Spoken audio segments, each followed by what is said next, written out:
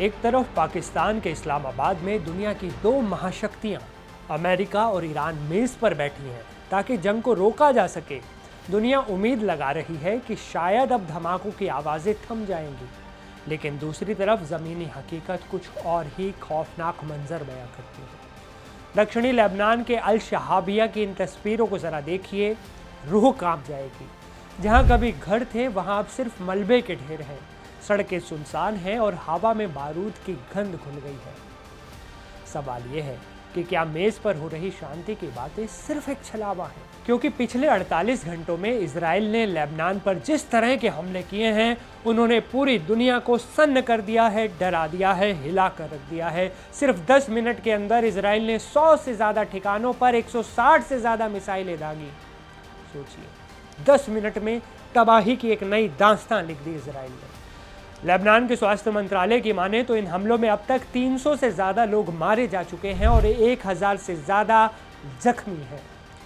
Beirut से लेकर tyre और सिडोन तक इजराइल ने हिजबुल्लाह के कमांड सेंटर्स को निशाना बनाने का दावा किया, लेकिन इन हमलों की चपेट में रिहायशी इलाके भी आए। तनाव उस वक्त और बढ़ गया जब लेबनान ने इजराइल पर सीज फायर के उल्लंघन का आरोप लगाया।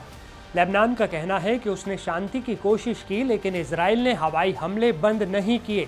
इसके जवाब में हिजबुल्लाह ने भी मोर्चा खोल दिया। हिजबुल्लाह ने सुबह सुबह इजरायली बस्ती मिज़गाव हम को निशाना बनाते हुए रॉकेट दागे।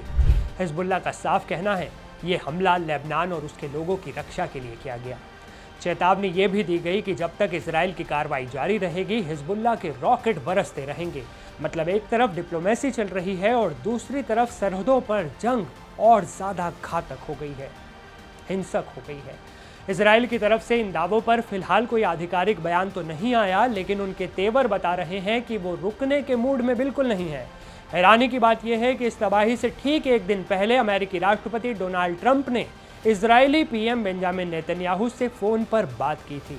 ट्रंप ने व्यक्तिगत रूप से आग्रह किया था कि लेबनान पर हमलों को कम किया जाए। ट्रंप की बात मानकर कुछ घंटों के लिए हमले धीमे ज़रूर हुए, लेकिन शुक्रवार आते आते इजराइल ने हमले और ज़्यादा तेज कर दिए। नेतन्याहू का रुख साफ है, जब तक हिजबुल्लाह को पूरी तरह निहत्ता नहीं कर दिया जाता तब तक कोई स्थायी शांति समझौता संभव नहीं। अब असली पेच सीज फायर के दायरे को लेकर फंसा है। ट्रंप और नेतन्याहू का मानना है कि लेबनान इस सीज फायर का हिस्सा नहीं है, जबकि ईरान जोर देकर कह रहा है कि लेबनान को भी इसमें शामिल किया जाना चाहिए।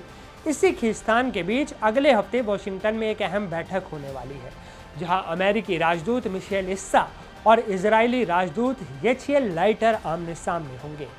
लेबनान ने शर्त रखी है कि किसी भी बातचीत के लिए युद्ध विराम पहली शर्त होगी।